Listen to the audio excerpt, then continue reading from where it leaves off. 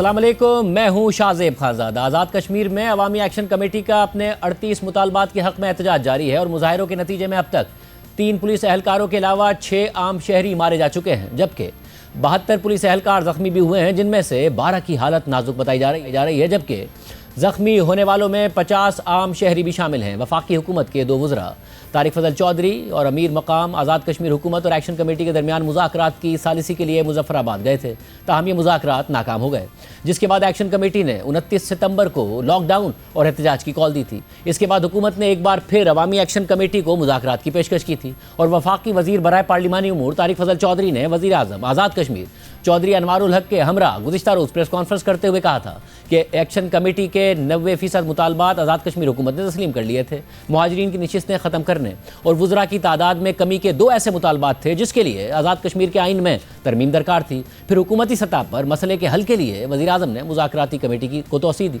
और कमेटी में साबिक वज़ीर आज़म और स्पीकर राजा परवेज़ अशरफ, राना सनाउल्लाह, वफाकी वज़रा सरदार यूसुफ और एहसन इकबाल समेत साबिक सदर आज़ाद कश्मीर मसूद खान और कमरुज़्ज़मा कायरा को भी शामिल कर लिया गया, जो आज मुज़ाकरात के लिए आज़ाद कश्मीर गए और अवामी एक्शन कमेटी से मुज़ाकरात किए। अपने पैगाम में वज़ीर आज़म शहबाज शरीफ ने कहा, कानून नाफिज करने वाले इदारे मुजाहिरीन के साथ तहम्मुल और बुर्दबारी का मुजाहरा करें, अवामी जज्बात का एहतराम यकीनी बनाएं और गैर ज़रूरी सख्ती से इज्तनाब बरतें। उन्होंने कहा कि हुकूमत अपने कश्मीरी भाइयों के मसाइल को हल करने के लिए हर वक्त तैयार है। वज़ीर आज़म ने मुजाहिरों के दौरान नाखुशगवार वाक़यात पर गहरी तशवीश का इजहार करते हुए वाक़े की शफ़ाफ़ तहकीकात का हुक्म दिया और एहतजाजी मुजाहिरों से मुतासरा ख़ानदानों तक फ़ौरी इमदाद पहुँचाने की हिदायत की। वज़ीर आज़म शहबाज शरीफ ने हिदायत की है कि मुज़ाकराती कमेटी मुज़फ़्फ़राबाद जाए और मसाइल का फ़ौरी और देर पा हल निकाले। वज़ीर आज़म ने कश्मीर एक्शन कमेटी के अरकान और क़यादत से अपील की कि हुकूमती मुज़ाकराती कमेटी से ताउन करें। वज़ीर आज़म ने वतन वापसी पर मुज़ाकरात के अमल की खुद निगरानी का ऐलान करते हुए कहा कि कमेटी अपनी सिफारिशात और मुजव्वज़ा हल बिला ताख़ीर वज़ीर आज़म ऑफिस को भिजवाएगी। अवामी एक्शन कमेटी से मुज़ाकरात के लिए राजा परवेज़ अशरफ की सरबराही में हुकूमती मुज़ाकराती कमेटी और टीम मुज़फ़्फ़राबाद पहुँच गई। ताहम इस दौरान आज अवामी एक्शन कमेटी के ज़ेरे एहतमाम इस्लामाबाद में नेशनल प्रेस क्लब के बाहर एहतजाजी मुज़ाहरा रोकने के लिए Islamabad police national press club में दाखिल हो गई। कैफेटेरिया में तोड़ फोड़ की और सहाफ़ियों को भी तशद्दुद का निशाना बनाया। इसके फ़ौरन बाद वज़ीर मुमलिकत बराए दाखिला Talal Chaudhary national press club पहुँच गए और कहा कि मैं सहाफ़ियों से गैर मशरूत मुआफ़ी मांगता हूँ। कश्मीर एक्शन कमेटी के कुछ लोग कोई 100 के करीब एक मुजाहरा कर रहे थे प्रेस क्लब के बाहर। उनके जनरल सेक्रेटरी, जो कि पिंडी डिवीज़न के जनरल सेक्रेटरी हैं, उन्होंने एसपी सिटी और एसएचओ के साथ मैन हैंडलिंग की और उसके भी वीडियो शवाहिद मौजूद हैं। उसकी तजलील और उसकी मैन हैंडलिंग के बाद कुछ उनमें से जो लोग उनको गिरफ्तार करने की कोशिश की जा रही थी, तो कुछ लोग प्रेस क्लब के अंदर आए। उन्हें नहीं आना चाहिए था। उनका पीछा करते हुए एक लाइल्मी में वो अगर अंदर आए हैं तो उनको इस बात पे भी इंटीरियर मिनिस्टर ने इंटरनल पुलिस को अपनी इंक्वायरी का हुक्म दिया है। मैं एक सियासी कारकुन के तौर पे और वज़ीर ममलिकत बराए दाखिला होने की हैसियत से और मुझे खुसूसन वज़ीर दाखिला ने फौरी तौर पे इधर भेजा है, मैं एक दफ़ा इस वाक़े की भरपूर मजम्मत करता हूँ और ना सिर्फ मजम्मत बल्कि माज़रत ख़्वाह हूँ। अभी आपका इन हाउस इस वाक़े पे मीटिंग होना बाकी है। मुझे उम्मीद है कि मेरी इस मजम्मत को, इस माज़रत को आप पेश नज़र रखेंगे और बाकी जो आपका हाउस फैसला करेगा हम उसे मन इंटीरियर मिनिस्टर कोशिश करेंगे इम्प्लीमेंट करें। वफाकी वज़ीर दाखिला मोहसिन नकवी ने इस्लामाबाद प्रेस क्लब में पेश आने वाले वाक़े का नोटिस लेते हुए आईजी इस्लामाबाद से रिपोर्ट तलब कर ली है और तशद्दुद के वाक़े की तहकीकात का हुक्म दे दिया है। मोहसिन नकवी ने कहा कि सहाफ़ी बरादरी पर तशद्दुद की सूरत बर्दाश्त नहीं है। वाक़े में मुलविस एहलकारों का तयन करके इंज़बाती कार्रवाई अमल में लाई जाए। हुकूमत के मज़म्मती बयानात और ऐलानात एक तरफ, मगर हुकूमती इक़दामात एक अलग ही पैटर्न की निशानदेही कर रहे हैं और इस हवाले फ़ती तंजीमों का मुश्तरका बयान सामने आया है। CPNE, PFUJ और एमन ने इस्लामाबाद प्रेस क्लब पर पुलिस के धावे और सहाफ़ियों को तशद्दुद का निशाना बनाने की सख्त मजम्मत करते हुए इसे दहशतगर्दी करार दिया है और हुकूमत से मुतालबा किया है कि वाक़े में मुलविस अफराद के खिलाफ फौरी कार्रवाई की जाए। सहाफ़ी तंजीमों ने इस वाक़े को सहाफ़ियों के खिलाफ तवातुर से जारी कार्रवाइयों का तसलसल करार दिया है। अपने बयान में सहाफ़ी तंजीमों ने कहा कि गुज़िश्ता चंद रोज़ से हुकूमत पाकिस्तान की जानिब से कभी सोचा है कि अब जंग की सूरत क्या है कि उन्वान के तहत कौमी और इलाकाई मीडिया को जारी किए गए इश्तिहारात शाया किए जा रहे हैं। جس میں دھمکی آمیز زبان استعمال کرتے ہوئے میڈیا سے منسلک رپورٹرز، فری لانسرز اور سماجی تنظیموں کو ریاست مخالف فہرست میں لا کھڑا کیا ہے۔ اس کا مقصد صحافیوں کی کردار کشی کرنا، انہیں دباؤ میں لانا اور اظہار رائے کو سلب کرنا ہے، لہٰذا اسے فوری طور پر بند کیا جائے۔ بیان میں کہا گیا ہے کہ جس میڈیا نے دوران جنگ انتہائی ذمہ داری سے ملکی اور قومی مفاد کو پیش نظر رکھتے ہوئے پاکستان کی نظریاتی سرحدوں کی حفاظت کی، اس سے منسلک رپورٹرز اور فری لانسرز کو دہشت گردوں سے تشبیہ دینا آزاد صحافت کے نظریے کی کھلم کھلا خلاف ورزی ہے۔ بیان میں واضح کیا گیا کہ آئین پاکستان ہر شہری کو معلومات تک بلا رکاوٹ رسائی دیتا ہے۔ ذمہ دار پاکستانی میڈیا نے ہمیشہ وطن کی سلامتی کو مقدم رکھتے ہوئے معلومات عوام تک پہنچائیں۔ مشترکہ پریس ریلیز کے مطابق پیکا ایکٹ کے من پسند بے دریغ استعمال نے بھی صحافی تنظیموں کے خدشات کو درست ثابت کر دیا ہے۔ درجنوں صحافیوں پر ملک بھر میں پیکا ایکٹ کے تحت مقدمات درج ہیں۔ اس ایکٹ کی آڑ میں حکومتی ناقدین کو دبانے اور اظہار رائے کی آزادی کو سلب کرنے کے تمام حربے استعمال کیے جا رہے ہیں۔ مشترکہ بیان کے مطابق صحافی تنظیمیں ذاتی مفاد کے لیے پھیلائی گئی کسی بھی بے بنیاد، لغو، جھوٹی اور فیک نیوز کی سختی سے مذمت کرتی رہی ہیں اور اس میں ملوث فرد یا گروہ کی ہر فورم پر حوصلہ شکنی کو ذمہ دارانہ صحافت کا بنیادی اصول تسلیم کرتی ہیں، لیکن اس آڑ میں دانستہ خوف اور ہراسانی کا ماحول پیدا کرنے کی کوشش کسی صورت قابل قبول نہیں۔ ان اقدامات کے خلاف ہر سطح پر مزاحمت کی جائے گی اور آئینی اور قانونی جدوجہد کے تمام آپشنز استعمال کیے جائیں گے۔ پوری صورتحال پر بات کریں گے وزیر مملکت برائے داخلہ طلال چودھری صاحب ہمارے ساتھ۔ منوج صاحب بہت شکریہ ہمیں شو میں جوائن کرنے کے لیے۔ آج جو کچھ اسلام آباد پولیس نے کیا، فوری طور پر گئے، معذرت بھی کی، ایکشن کی بھی بات کی، مگر جس قسم کے اشتہارات چھاپے جا رہے ہیں، جو صحافتی تنظیموں کا مشترکہ اعلامیہ آیا، اس کے بعد تو ایسا لگتا ہے کہ حکومت کو جرنلسٹ سے اور جرنلزم سے ایک پرابلم ہو گئی ہے۔ یہ واقعے کا نہیں، اب ایک مائنڈ سیٹ کا مسئلہ ہے۔ حکومت کا مائنڈ سیٹ یہ ہو گیا ہے کہ جرنلزم کرائم ہے اس ملک میں۔ بسم اللہ الرحمن الرحیم۔ دیکھیے شاہ زیب صاحب، آپ پروگرام کرتے ہیں، دو ٹوک کرتے ہیں، بے لاگ کرتے ہیں، بلا جھجک کرتے ہیں، اور اسی طرح آپ کا چینل اور بہت سارے اور چینل، اور اسی طرح پھر سوشل میڈیا پہ وی لاگز ہوں یا باقی چیزیں ہوں، بالکل بھی ہم اس سے نہ گھبراتے ہیں اور یہ آپ کا حق ہے، اور اظہار رائے کی آزادی پر ہم بڑے کلیئر ہیں، اور کوئی لنکیج نہیں ہے کسی چیز کی آج کے واقعے سے۔ بالکل یہ میں ایمانداری سے آن اوتھ کہہ رہا ہوں، کوئی لنکیج نہیں ہے۔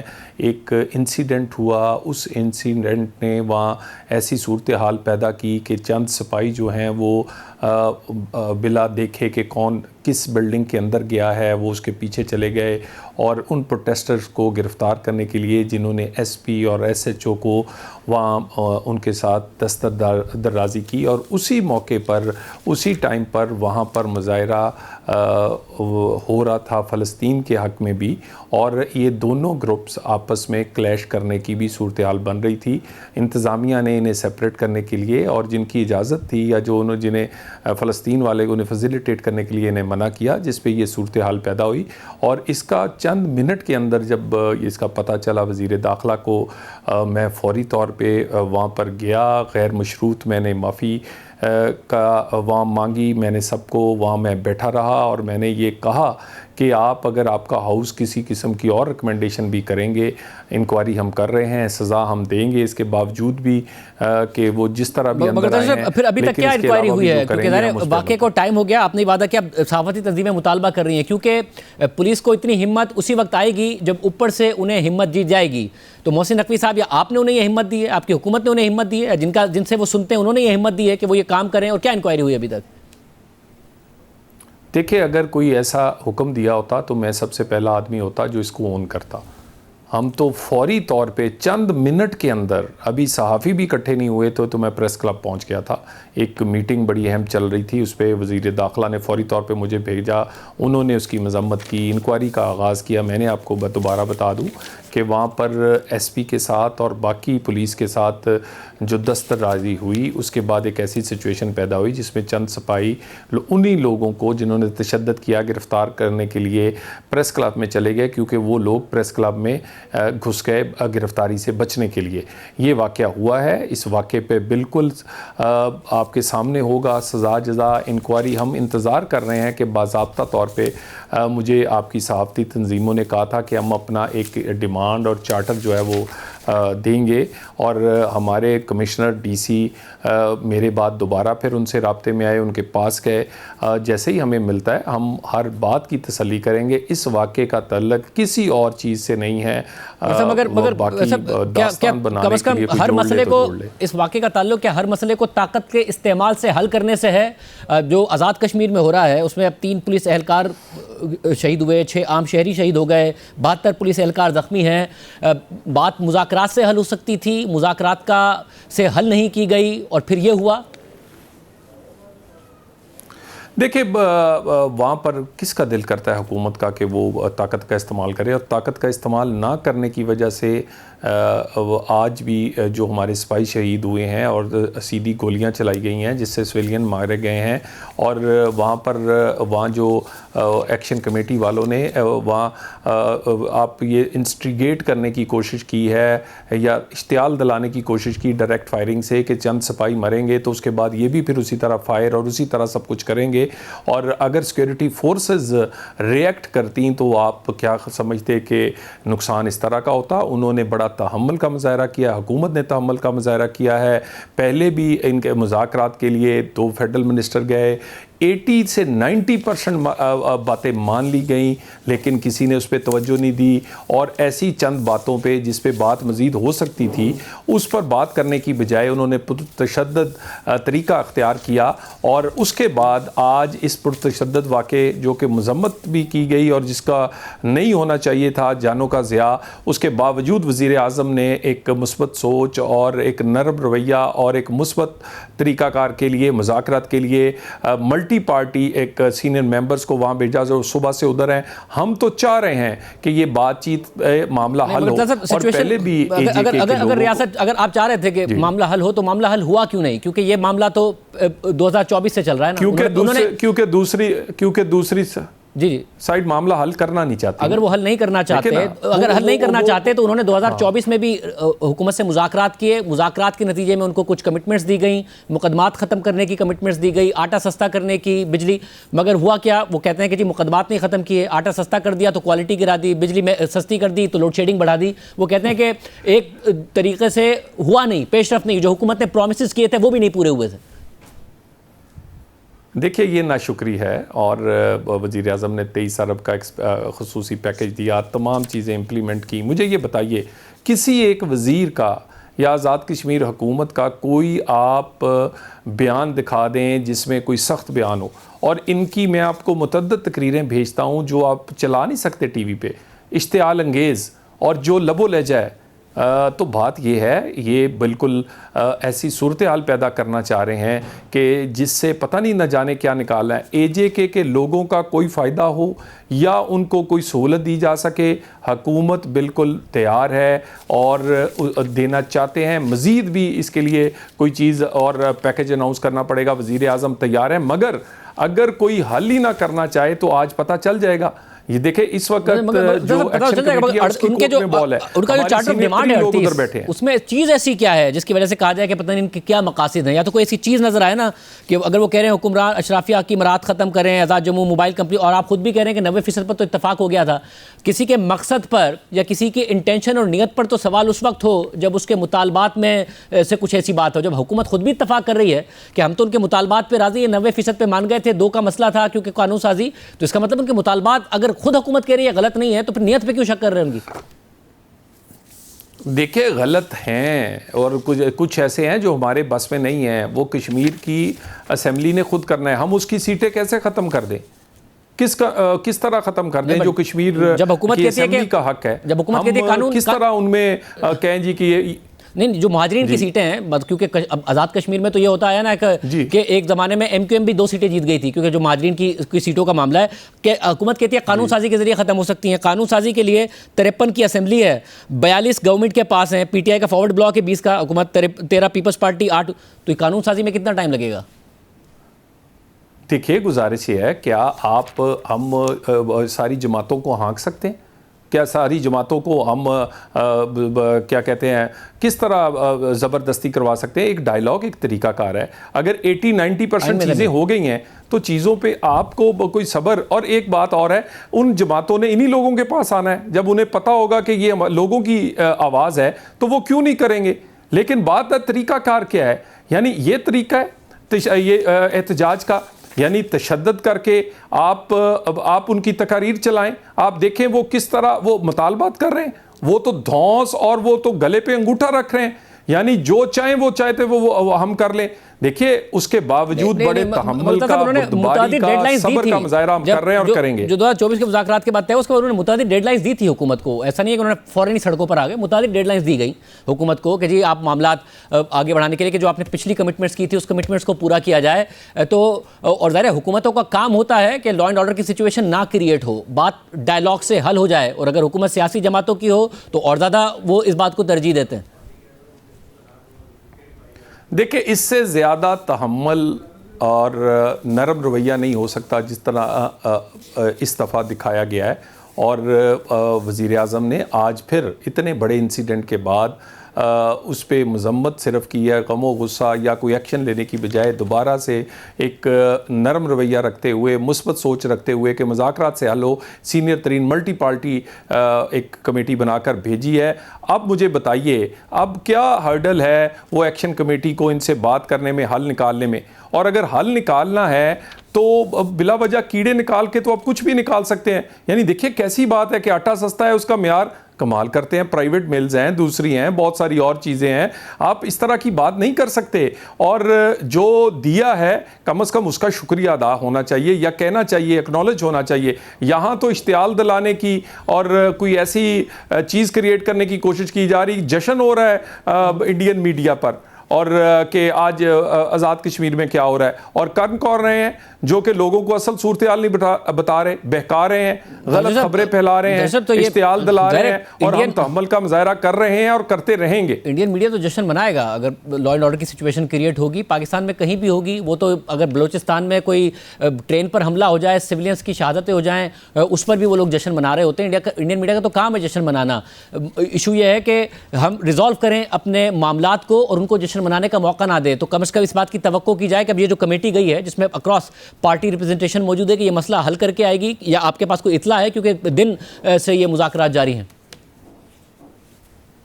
دیکھیں اب ہماری طرف سے پوری کوشش ہے. صبح سے یہ لوگ وہاں پہنچ چکے ہیں اور سارے لوگ بڑے سینئر پولیٹیشنز ہیں اور سارے لوگ بات چیت سے معاملات حل کرنے کا بڑا تجربہ رکھتے ہیں.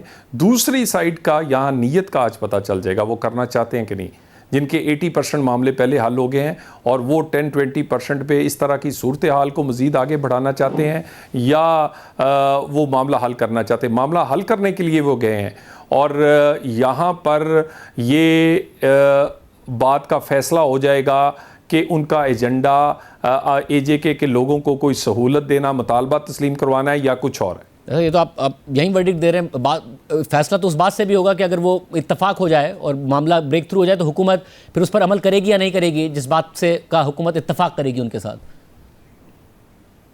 دیکھیں پچھلی دفعہ پورا عمل کیا ہے, 23 ارب روپے کا ایک پورا پیکج دیا ہے, ساری چیزیں جو کمٹ کی تھیں وہ پوری کی ہیں. اسی کے بعد اب اگلی چیزیں دیکھیں نا, ایسا ماحول کہہ رہے ہیں بنے کہ جہاں وہ امیر لوگ ہیں, جہاں وہ اپنا کمرشل یوز ہے, ان سے بھی بل نہ لیا جائے, ان کو بھی اسی طرح گنا جائے جیسے کوئی چھوٹے گھر والا ہے. اسی طرح کے اور مطالبات ہیں, اسی طرح کی اور چیزیں ہیں جو کہ راتوں رات نہیں ہو سکتی. وہ لیجسلیچر اسمبلی نے اور انہوں نے امپلیمنٹ کرنی ہے. تو ان کے اپنا الیکشن آنے والا ہے, ان کی اپنے لوگ وہاں کھڑے ہوں گے, انہی کو انہوں نے ووٹ دینا ہے. تو ایسے لوگ منتخب کریں جو ان کا ایجنڈا پورا کریں اور اپنی پارٹیز پر پریشر کریں, نہ کہ اپنے لوگ ماریں اور اپنے لوگ مار کر کچھ ایسا کریں کہ جس سے معاملہ حل ہونے کی بجائے خراب ہو. بہت شکریہ طلعت جوئی صاحب ہمارے ساتھ موجود.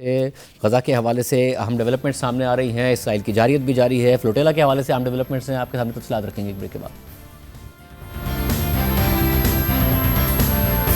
پروگرام میں آگے بڑھتے ہیں. امریکی صدر ٹرمپ کی جانب سے غزہ میں جنگ کے خاتمے سے متعلق 20 نکاتی منصوبے کے اعلان کو 72 گھنٹے سے زیادہ ہو چکے ہیں, مگر حماس ابھی تک اس منصوبے کا جائزہ لے رہی ہے اور اس کا کوئی باضابطہ جواب سامنے نہیں آیا.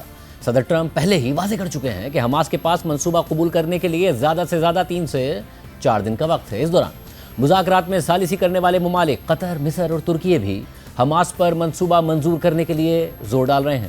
دوسری طرف غزہ میں صورتحال بدستور سنگین ہے اور اسرائیلی کارروائیاں پوری شدت کے ساتھ جاری رہیں۔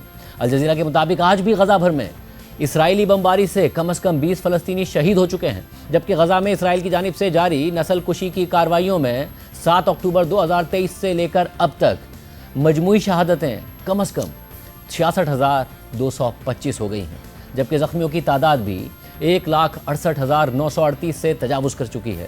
اس کے علاوہ غزہ میں خوراک کی قلت اور امدادی مراکز پر بھی فلسطینیوں کا قتل عام جاری ہے اور گزشتہ 24 گھنٹوں میں امداد کے متلاشی 2 فلسطینی شہید ہو چکے ہیں اور 44 زخمی ہیں، جس کے بعد اسرائیل کے مسلط کردہ قحط کے دوران خوراک کی تلاش میں مارے جانے والے فلسطینیوں کی مجموعی تعداد 2,582 اور زخمیوں کی تعداد 18,974 سے زائد ہو گئی ہے۔ اس ساری صورتحال میں آج اسرائیلی فورسز نے غزہ پر اسرائیلی محاصرے کو توڑنے کی کوشش کرنے والے سینکڑوں بین الاقوامی کارکنوں کو حراست میں لے لیا ہے اور ان کے قافلے کو غزہ پہنچنے سے روک دیا ہے۔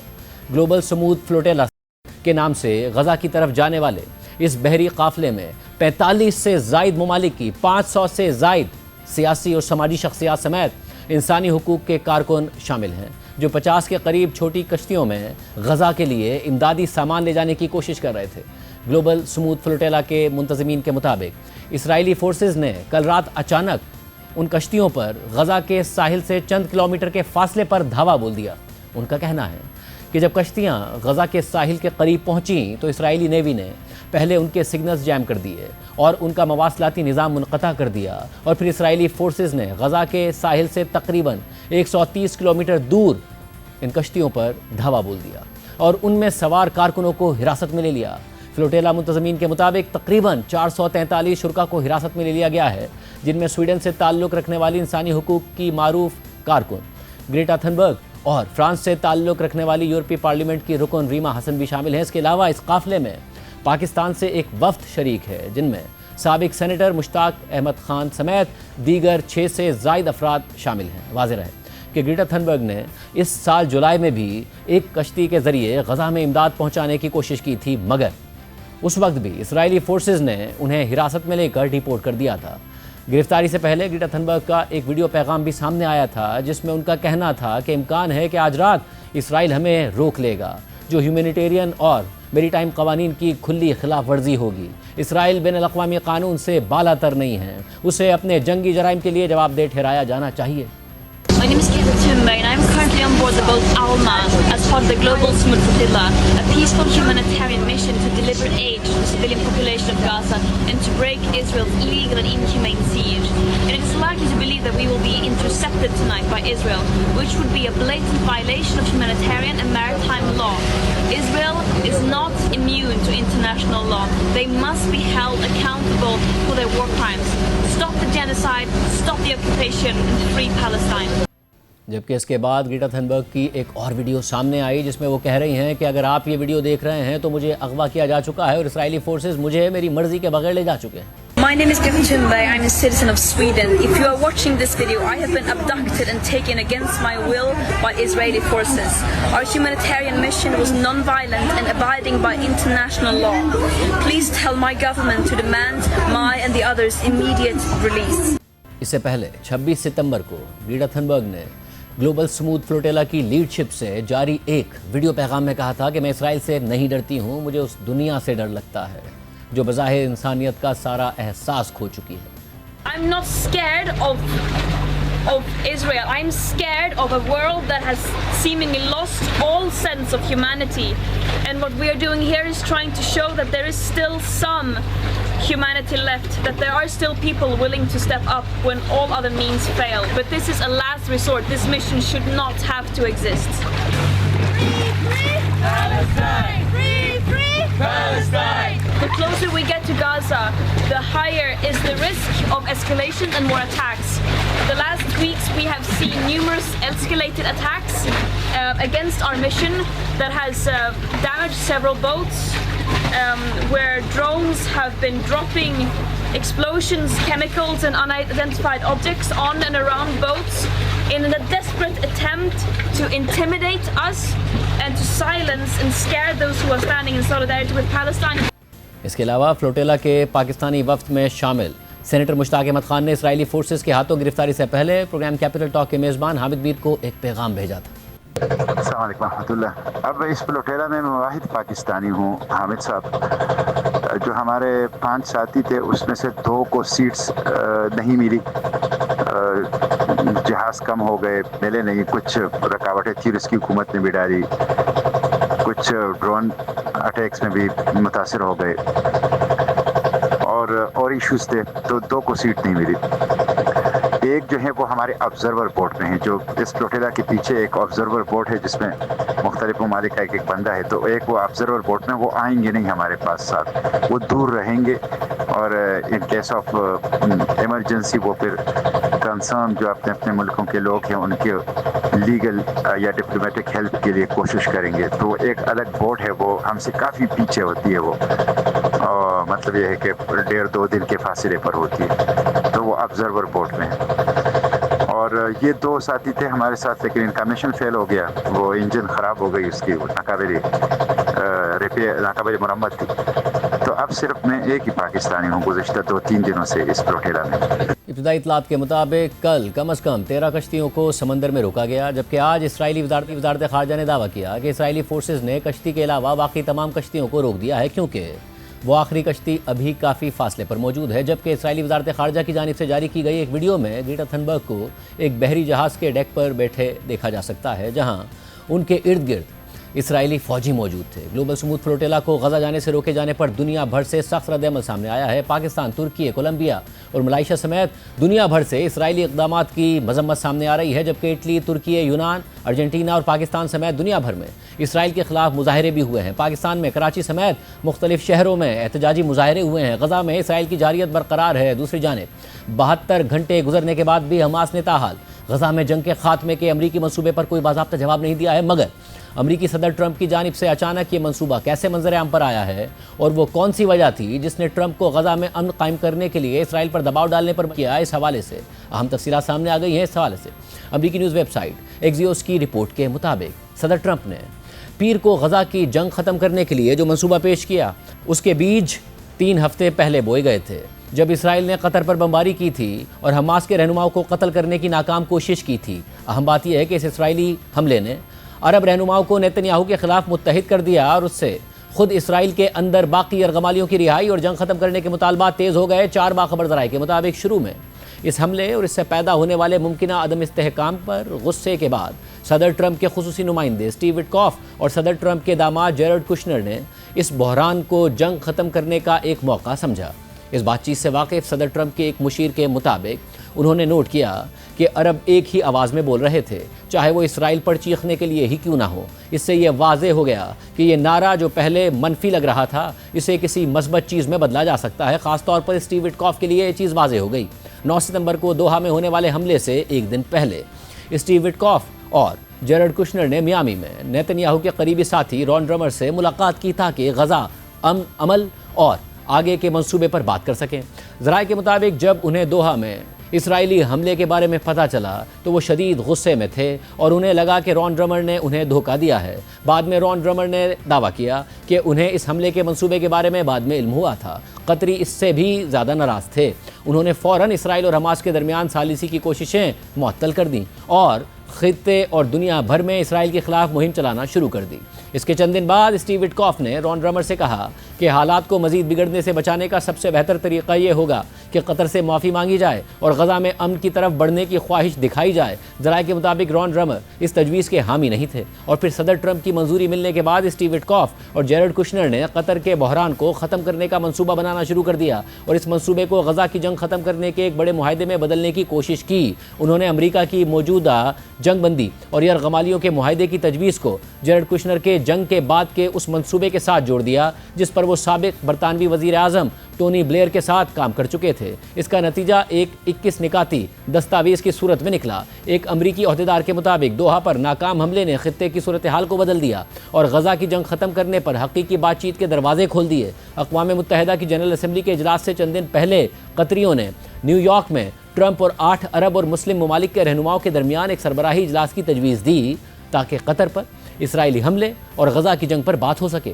23 ستمبر کو اس اجلاس کے دوران عرب اور مسلم رہنماؤں نے باری باری اسرائیل پر تنقید کی۔ غزہ کی جنگ ختم کرنے کی اپنی خواہش پر زور دینے کے بعد صدر ٹرمپ نے اسٹیو وٹکاف کی طرف رخ کیا اور کہا کہ اسٹیو، انہیں بتاؤ کہ تم کس چیز پر کام کر رہے ہو۔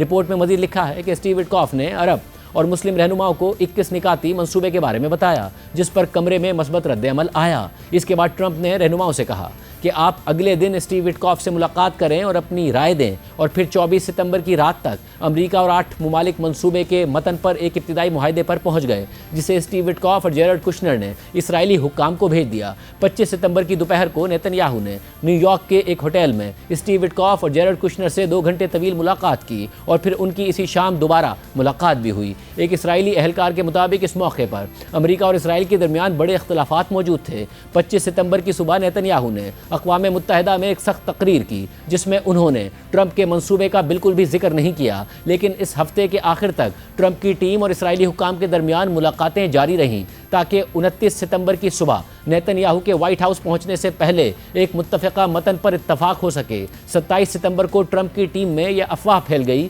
کہ نیتن یاہو اس منصوبے کو مسترد کرنے کا ارادہ رکھتے ہیں یا وہ کم از کم اس میں بڑی تبدیلیوں کا مطالبہ کریں گے۔ اس بات چیت سے واقف ایک ذریعے کے مطابق اس پر ٹرمپ نے نیتن یاہو کو ایک سخت اور واضح فون کال کی۔ ذریعے کے مطابق ٹرمپ نے نیتن یاہو سے 2 ٹوک الفاظ میں کہا کہ یا تو اس منصوبے کو قبول کرو یا پھر چھوڑ دو، اور اگر چھوڑ دیا تو اس کا مطلب ہے کہ ہم تمہیں چھوڑ دیں گے۔ ذرائع کے مطابق ٹرمپ نے گزشتہ ہفتے کے آخر میں نیتن یاہو سے 5 بار فون پر بات کی۔ ٹرمپ نے نیتن یاہو سے کہا کہ وہ اس منصوبے کے لیے ایک واضح ہاں چاہتے ہیں۔ ایک ذریعے کے مطابق ٹرمپ نے نیتن یاہو کی کچھ ترامیم قبول کر لیں لیکن کئی دوسری ترامیم مسترد کر دیں، خاص طور پر وہ ترامیم جو نیتن یاہو کی انتہائی دائیں بازو کی اتحادی حکومت میں سیاسی طور پر حساس تھیں۔ ٹرمپ نے کہا کہ وہ نیتن یاہو سے سلامتی کے معاملات پر سمجھوتا کرنے کے لیے نہیں کہیں گے، لیکن یہ اصول داخلی سیاست کے مسائل پر لاگو نہیں ہوتا۔ ٹرمپ نے نیتن یاہو کو یقین دلایا کہ اگر آپ یہ منصوبہ قبول کرتے ہیں اور حماس اسے مسترد کر دیتی ہے تو میں ان کے خلاف لڑائی جاری رکھنے کے لیے آپ کی مکمل حمایت کروں گا۔ اور پھر 28 ستمبر یعنی اتوار کو اسٹیو وٹکاف اور جیرڈ کشنر نے نیو یارک میں نیتن یاہو اور رون ڈرمر کے ساتھ کئی گھنٹوں تک مذاکرات کیے۔ یہ بات چیت رات 11 بجے ختم ہوئی اور دونوں فریق بڑے مسائل کم کرنے میں کامیاب ہو گئے، بشمول معافی کے ان الفاظ پر بھی جو نیتن یاہو کو قطر سے مانگنی تھی۔ رپورٹ میں مزید لکھا ہے کہ ذرائع کے مطابق جب یہ ترمیم شدہ مسودہ عرب اور مسلم ممالک کو بھیجا گیا تو وہ اس بات پر سخت ناراض ہوئے کہ نیتن یاہو نے کتنی زیادہ ترامیم شامل کروا لی ہیں، خاص طور پر اسرائیل کے غزہ سے انخلاء کی شرائط پر۔ ایک اسرائیلی اہلکار کے مطابق نیتن یاہو نے ہفتے کے آخر میں ٹرمپ کو فون پر بتایا کہ اسرائیل بس ایسے ہی انخلاء نہیں کرے گا اور حماس کو دوبارہ منظم ہونے نہیں دے گا۔ ٹرمپ اس بات سے متفق تھے۔ عرب ممالک نے بھی مسودے میں تبدیلیوں کے لیے زور دیا تھا لیکن ان کی کئی تجاویز شامل ہی نہیں کی گئیں۔ اعتراضات اتنے شدید تھے کہ قطریوں نے ٹرمپ کی ٹیم کو مشورہ دیا کہ پیر کو تفصیلی منصوبہ جاری نہ کریں، لیکن اس کے باوجود ٹرمپ نے منصوبہ جاری کر دیا۔ صدر ٹرمپ نے منگل کو کہا کہ وہ اگلے 3 یا 4 دنوں میں حماس کے جواب کی توقع کرتے ہیں۔ اس ساری صورتحال میں کچھ تحفظات کے ساتھ امریکی اور اسرائیلی حکام کو مثبت جواب کی امید ہے۔ ایک ذریعے نے مزید بتایا کہ منگل کو عرب حکام نے ٹرمپ کی ٹیم کو صورتحال کی رپورٹس دیں اور اشارہ دیا کہ حماس کی طرف سے مثبت پیش رفت ہو رہی ہے۔ اگرچہ عرب حکام نے ٹرمپ کے اعلان کا خیر مقدم کرتے ہوئے ایک مشترکہ بیان جاری کیا، لیکن انہوں نے واضح کیا ہے کہ ان کے نزدیک یہ معاہدہ اب بھی مذاکرات کے مرحلے میں ہے اور تفصیلات طے نہیں ہوئیں۔ ایک امریکی اہلکار نے کہا کہ کچھ مخصوص اور چھوٹی ترامیم ممکن ہیں لیکن ٹرمپ پورے منصوبے پر دوبارہ مذاکرات کرنے کا ارادہ نہیں رکھتے۔ ایسے میں صدر ٹرمپ خاص طور پر قطر، مصر اور ترکی کے حکام پر انحصار کر رہے ہیں تاکہ وہ حماس کو ہاں کہنے پر آمادہ کریں۔ ایک امریکی اہلکار نے مزید کہا کہ تجویز یہ ہے کہ اگر حماس پیچھے ہٹتی ہے تو وہ بغیر فنڈ کے اور تنہا ہو جائے گی، لیکن ان لوگوں کے بارے میں کچھ کہا نہیں جا سکتا، تو اب ساری امیدیں حماس کے اوپر ہیں۔ نیتن یاہو جو گزشتہ 2 سالوں سے غزہ میں جاری جنگ کو طول دیتے آ رہے ہیں، جس کی وجہ سے وہ بین الاقوامی سطح پر مسلسل تنہائی کا شکار ہو رہے تھے، ان کے اہم مغربی اتحادی ان کا ساتھ چھوڑ رہے تھے، مگر اس کے باوجود وہ نہ صرف جنگ کو مزید وسعت دے رہے تھے بلکہ اسرائیلی اقدامات کی مذمت کرنے پر اپنے ہی مغربی اتحادیوں کو دھمکیاں بھی دے رہے تھے۔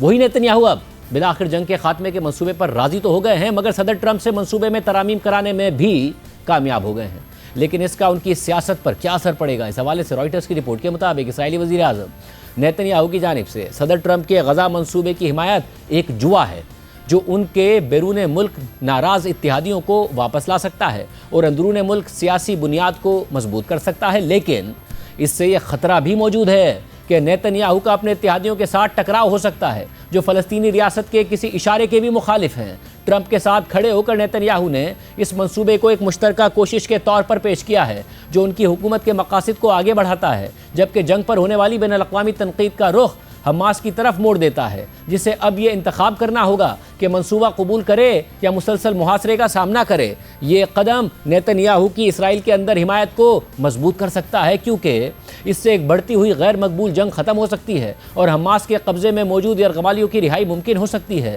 جو 1 سال بعد ہونے والے انتخابات میں نیتن یاہو کی جیت کے امکانات کو بہتر بنا دے گی۔ لیکن منصوبے میں فلسطینی ریاست کے ذکر سے نیتن یاہو کی حکومتی اتحادی جماعت کے اراکین ناراض ہو سکتے ہیں۔ یہ اسرائیل کی تاریخ کی سب سے زیادہ دائیں بازو کی حکومت ہے، جہاں انتہا پسند قوم پرست اتحادی بن گویر اور بیزلیل سموٹرچ کو غیر معمولی اثر و رسوخ حاصل ہے۔ نیتن یاہو کے ایک سابق مشیر نے اس معاہدے کو یہ کہتے ہوئے نیتن یاہو کے لیے ون ون قرار دیا کہ اس سے تمام دباؤ حماس پر منتقل ہو جاتا ہے، جبکہ اسرائیل پر ہونے والے بین الاقوامی جانچ پڑتال کم ہو جاتی ہے اور حکومتی اتحاد کے ناقدین کے پاس کوئی دوسرا راستہ نہیں بچتا۔ نیتن یاہو کے سابق مشیر نے مزید بتایا کہ نیتن یاہو کے لیے یہ شطرنج کی بازی ختم کرنے کے مترادف ہے۔ یہ ایک بہت مضبوط قدم ہے جو نیتن یاہو کو اگلے انتخابات میں اس پوزیشن میں لا سکتا ہے کہ یرغمالی رہا ہو چکے ہوں اور اسرائیل کے عرب اور مسلم ممالک کے ساتھ تعلقات بڑھانے کے عمل کو دوبارہ زندہ کیا جا سکتا ہے جو غزہ کی جنگ سے متاثر ہوئے تھے۔ رپورٹ میں مزید لکھا ہے کہ ٹرمپ کی تجویز جس کی عرب اور مسلم دنیا کے رہنماؤں نے حمایت کی تھی وہ قلیل مدت میں اسرائیل سے زیادہ کچھ نہیں مانگتی۔ اس کے برعکس یہ تمام دباؤ حماس پر ڈال دیتی ہے، اس سے مطالبہ کرتی ہے کہ وہ باقی تمام یرغمالیوں کو رہا کرے اور اپنے ہتھیار ڈال دے تاکہ اسرائیل کے غزہ پر محاصرے کے خاتمے کی شرط پوری ہو سکے۔ فی الحال اسرائیلی فوج غزہ میں موجود رہے گی اور صرف اس وقت سرحدی پوزیشنوں پر واپس جائے گی جب ایک بین الاقوامی فورس کنٹرول سنبھال لے گی۔ انتہائی دائیں بازو سے تعلق رکھنے والے اسرائیلی وزیر خزانہ بیزلیل سموٹرچ جو کھلے عام اسرائیل کی غزہ مہم کو جاری رکھنے کا مطالبہ کرتے رہے ہیں، انہوں نے ایکس پر ایک طویل پوسٹ میں ٹرمپ کے منصوبے کی مذمت کی اور کہا کہ یہ منصوبہ زمین پر حقیقی کامیابیوں کو سیاسی فریبوں کے بدلے میں واپس کر دے گا۔ بیزلیل سموٹرچ کی ریلیجیس زائنزم پارٹی اسرائیلی پارلیمنٹ کی 120 نشستوں میں سے 7 نشستیں رکھتی ہے، لیکن تازہ سروے یہ بتاتے ہیں کہ اگر آج الیکشن ہو جائیں تو اس جماعت کو ایک نشست جیتنے میں بھی مشکل ہوگی۔ غزہ میں جنگ اسرائیلی عوام کی بڑی تعداد میں حمایت کھو چکی ہے۔ یروشلم میں قائم اسرائیل ڈیموکریسی انسٹیٹیوٹ کے منگل کو شائع شدہ ایک سروے میں بتایا گیا کہ 66% اسرائیلی سمجھتے ہیں کہ اب جنگ ختم کرنے کا وقت آ گیا ہے، جن میں 48.5% دائیں بازو کے افراد بھی شامل ہیں۔ پروگرام میں آگے بڑھتے ہیں۔ ستمبر کے مہینے کے معاشی اعداد و شمار سامنے آ گئے ہیں۔ تجارتی خسارہ گزشتہ کئی ماہ کی بلند سطح پر پہنچ کر 3.34 ارب ڈالرز پر پہنچ گیا ہے اور اس کی وجہ گزشتہ برس کے مقابلے میں ایکسپورٹس میں 12% کی کمی اور امپورٹس میں 14% اضافہ ہے۔ ستمبر میں ایکسپورٹس 2.5 ارب ڈالرز اور امپورٹس 5.8 ارب ڈالرز رہیں، جبکہ مہنگائی کی شرح بھی اکتوبر 2024 کے بعد بلند ترین سطح پر رہی اور 5.6% پر ریکارڈ کی گئی۔ دوسری طرف FBR ستمبر میں 1380 ارب روپے کے ٹارگٹ کے مقابلے میں 1228 ارب روپے کا ٹیکس اکٹھا کر سکا، یعنی ٹارگٹ سے 152 ارب روپے کم، جبکہ پہلی سہمائی میں FBR ٹارگٹ سے 198 ارب روپے کم ٹیکس اکٹھا کر سکا ہے۔ ایشین ڈیولپمنٹ بینک پہلے ہی سے اس سال ترقی کا ٹارگٹ 3% پر رکھتے ہوئے ٹیکس ٹارگٹ میں شارٹ فال پر خدشات کا اظہار کر چکا ہے۔ ورلڈ بینک پاکستان کے گروتھ ماڈل پر تحفظات کا اظہار کر چکا ہے، جس سے غربت میں مسلسل اضافہ ہو رہا ہے۔ اس کے علاوہ پاکستان پر قرض کے جاری ہونے والے اعداد و شمار کے مطابق گزشتہ مالی سال میں پاکستان پر قرضہ 13% اضافے کے ساتھ 80,600 ارب روپے پر پہنچ چکا ہے، جس کی بنیادی وجہ 7,100 ارب روپے کا فسکل خسارہ ہے اور ڈیٹ ٹو GDP 68% سے بڑھ کر 70% پر پہنچ گیا ہے۔ حکومت کی طرف سے بیرونی سرمایہ کاری آنے کے بار کے دعووں کے باوجود ملک میں بیرونی سرمایہ کاری نہ ہونے کے برابر ہے۔ اس مالی سال کے ابتدائی 2 ماہ میں محض $363 ملین کی نیٹ بیرونی سرمایہ کاری ہوئی ہے، جو گزشتہ برس سے بھی 22% کم ہے۔ 2 ارب ممالک کی طرف سے اربوں ڈالرز کی سرمایہ کاری آنے کے دعوے ضرور سامنے آ رہے ہیں، مگر سرمایہ کاری نہیں آئی ہے اور ایسے میں یہ خبر سامنے آئی ہے کہ گھریلو اور دیگر استعمال کی مصنوعات بنانے والی کمپنی پراکٹر اینڈ گیمبل نے پاکستان میں اپنی مینوفیکچرنگ اور کمرشل سرگرمیاں بند کرنے کا اعلان کر دیا ہے اور اب کمپنی کنزیومرز کو اس خطے میں دیگر آپریشنز کے ذریعے مصنوعات فراہم کرے گی۔ کچھ ماہ پہلے کمپنی نے اعلان کیا تھا کہ وہ دنیا بھر میں اپنے آپریشنز کی ریسٹرکچرنگ کرے گی، 7,000 نوکریاں کم کرنے اور اپنی متعدد پروڈکشن سے نکل کر لاگت کم کرنے اور مخصوص پروڈکٹس پر فوکس کرنے کی خبریں سامنے آئی تھیں۔ بلومبرگ کے لیے فصیح منگی اور کامران حیدر کی خبر کے مطابق پراکٹر اینڈ گیمبل پاکستان میں اپنے آپریشنز ختم کرنے والی ایک اور ملٹی نیشنل کمپنی ہے اور یہ ایسی صورتحال میں ہو رہا ہے کہ جب ملک میں کمپنیوں کو کاروبار اور معاشی چیلنجز، منافع باہر لے جانے میں رکاوٹیں اور کمزور ڈیمانڈ کا سامنا ہے۔ شیل، فائزر ٹوٹل انرجیز اور ٹیلینور حالیہ سالوں میں پاکستان سے اپنے آپریشنز بیچ کر جا چکے ہیں. حالانکہ پاکستان آبادی کے لحاظ سے دنیا کا 5واں بڑا ملک ہے. پراکٹر اینڈ گیمبل 1991 میں پاکستان میں داخل ہوئی اور پھر ملک کی ٹاپ کنزیومر اشیاء بیچنے والی کمپنی بن گئی. دوسری طرف اسٹاک مارکیٹ میں تیزی کا سلسلہ برقرار ہے اور 100 انڈیکس ہر روز ایک نیا ریکارڈ بنا رہا ہے اور آج بھی 2849 پوائنٹس کے اضافے کے ساتھ 1,68,619 کی سطح پر پہنچ گیا ہے. اس حوالے سے بات کریں گے. ہمارے ساتھ موجود ہیں ماہر معیشت محمد سہیل صاحب. محمد سہیل صاحب بہت شکریہ ہمیں جوائن کرنے کے لیے. سب سے پہلے جب لاکھ کراس کیا مارکیٹ نے تب ہو رہا تھا کہ جی مارکیٹ بہت بڑھ گئی ہے, پھر 1.25 لاکھ ہوئی, پھر 1.5 لاکھ ہوئی, اب یہ 1.25 لاکھ کی طرف بڑھ رہی ہے اور بڑھ ہی جا رہی ہے, روزانہ نیا ریکارڈ بنا رہی ہے. کیا آپ کی اپنی توقعات سے بھی زیادہ تیزی اور کیوں ہے؟ بسم اللہ الرحمن الرحیم. تھینک یو شاہد بھائی. دیکھیں ہماری توقعات سے ذرا جلدی بڑھ گئی ہے, بٹ یہ ہم نہیں کہہ سکتے کہ توقعات یہ نہیں تھی, کیونکہ مارکیٹ کا انڈیکس آپ کو بڑھتا ہوا نظر آ رہا ہے, بٹ مارکیٹ کی جو ویلیویشن ہے اگر ہم اس کو دیکھیں تو وہ ایوریج پی جو پاکستان کا رہا ہے 8 7.5 8 اس کے قریب آ گئی ہیں, وچ مین کہ مارکیٹ نے اپنا ایوریج حاصل کر لیا ہے. 2 سال پہلے جب ہم آپ کے شو پر ہی کہتے رہے کہ یہ بہت اوور ریئیکشن ہے, سری لنکا گانا جو ڈیفالٹ کر گئی تھی ان کا پی 4-5 تھا, پاکستان کا 2 سے نیچے آ گیا تھا, تو اب جا کے وہ چیز نارملائز ہوئی ہے. جو 2 کا پی تھا وہ 8 کا پی ہو گیا ہے. البتہ ایک چیز جس نے مارکیٹ میں 2 سال میں کوئی 4-4.5 گنا اضافہ کیا ہے وہ ہے لیکویڈیٹی. چونکہ 2018 آن ورڈس کوئی 5-6 سال لگاتار حکومت اپنا خسارہ جو ہے وہ لوکل بینک سے پورا کرتی رہی, یعنی پرنٹنگ کرتی رہی, تو وہ جو لیکویڈیٹی تھی وہ بہت زیادہ ہو گئی ہے. اس وجہ سے آپ اسٹاک مارکیٹ میں یہ کریزی بل رن دیکھ رہے ہیں. اور دوسرا یہ ہے کہ یہ جو لیکویڈیٹی ہے, پیسہ ہے لوگوں کے پاس, وہ لگانے کے مواقع بہت کم ہیں. پراپرٹی میں پیسہ جا سکتا ہے, جو ڈالر خریداری مشکل یا امپاسبل ہو گئی ہے, جو پیسہ باہر ملک کے سے ہوتا تھا وہ ختم ہو گئے ہیں. تو بیسیکلی جو اتنی تیزی سے مارکیٹ بڑھی ہے اس کی ریزن اکانومک اسٹیبلٹی کے ساتھ ساتھ بہت زیادہ.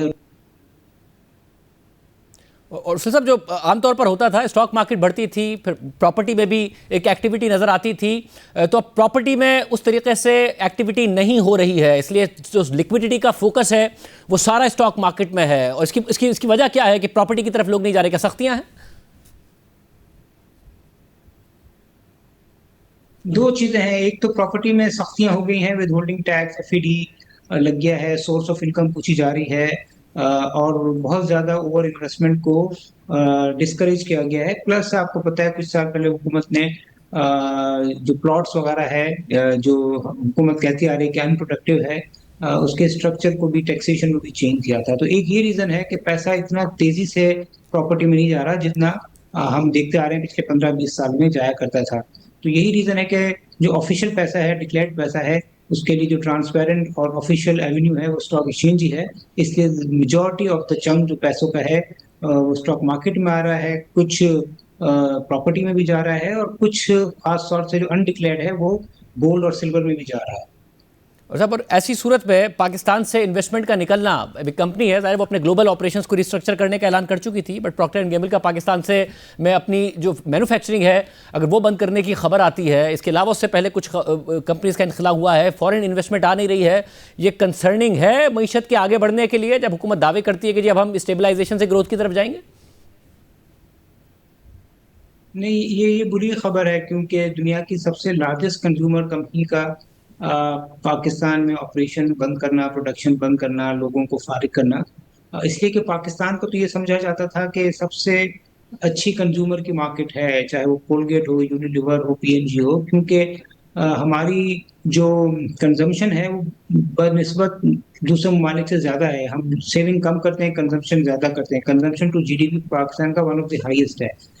اس تناظر میں PNG کا چلا جانا یہ تھوڑا سا سیٹ بیک ضرور ہے, مگر آپ کو یہ نہیں بھولنا چاہیے کہ یہ فارمولا وہ کافی ملکوں میں اپلائی کر رہی ہے. نائجیریا میں بھی یہی انہوں نے فارمولا اپلائی کیا کہ فیکٹری بند کر کے import lead, distribution lead model کو اپنایا, اور پاکستان میں بھی انہوں نے یہی فارمولا اپنایا ہے, جس کی میرے خیال میں سب سے بڑی ریزن ہوگی کرنسی کا گرنا اور 24-25 کروڑ آبادی کی پرچیزنگ پاور کا کم ہو جانا ہے.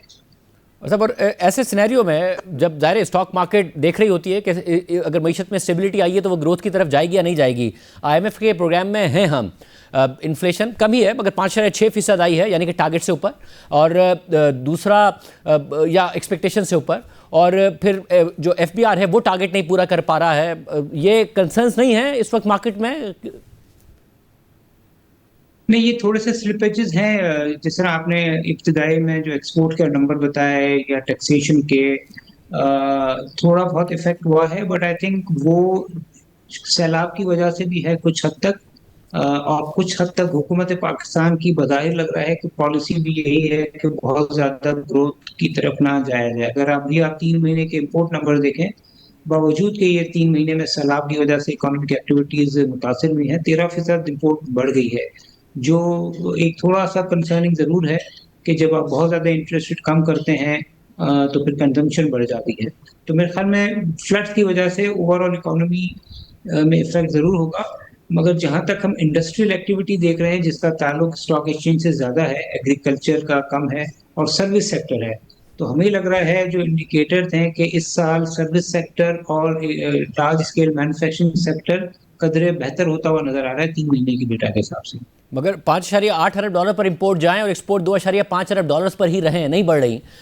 ٹیرف، یہ سارے معاملات، اس میں پاکستان اتنا برا امپیکٹ بھی نہیں ہوا. یہ کنسرننگ ہے کہ کیونکہ ایکسپورٹ لیڈ گروتھ کی جو بات ہوتی ہے وہ پھر خواب ہی رہ جائے گا. میں یہ تو نہیں کہوں گا کنسرننگ ہے، بٹ یہ ضرور ہے کہ توقعات سے اتنا اچھا نہیں رہا، کیونکہ دیکھیں ایکسپورٹ اوور نائٹ تو نہیں بڑھتی، اس کے لیے لانگ ٹرم پالیسیز، پرو ایکسپورٹ پالیسیز ہوتی ہیں. آپ کو پتہ ہے ایکسپورٹ میں بڑے چیلنجز ہیں کہ آلدو آپ ٹیکسٹائل کمپنیز کے جو ریزلٹس آ رہے ہیں اس میں سیلز تو بڑھ رہی ہے، مگر چونکہ انرجی چارجز، ٹیکسیشن اتنا زیادہ ہے کہ بہت زیادہ ایکسپورٹ اورینٹڈ بزنس پروفیٹیبل نہیں رہے ہیں.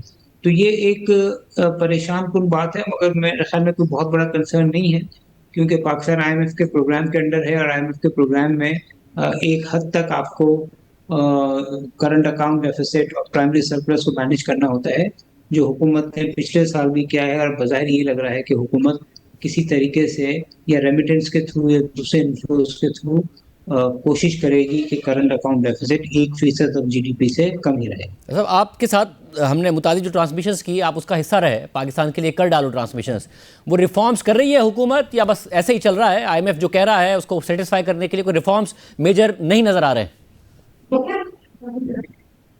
میرے خیال میں دیکھیں کچھ ایفرٹس ہوئی ہیں انرجی سیکٹر پہ، جو سب سے بڑا پرابلم تھی یا ہول تھا، اس پہ کچھ ڈیولپمنٹ نظر آئی ہے. ایک تو سب سے بڑی ڈیولپمنٹ ہے کہ بجلی کا جو سرکولر ڈیٹ تھا، پہلے اس کو روکا گیا اور پرانے کو بھی سیٹل کر دیا گیا. ابھی جو بینکوں کے ساتھ 1.3 ٹریلین کی ٹرانزیکشن ہوئی ہے، اب ایفرٹ کی جا رہی ہے IMF کی ہدایت کے ساتھ ساتھ کہ گیس سیکٹر کا بھی جو سرکولر ڈیٹ ہے اس کو ریزالو کیا جائے. تو میرے خیال میں تھوڑا سا ریفارمز انرجی سیکٹر میں ہمیں نظر آ رہے ہیں.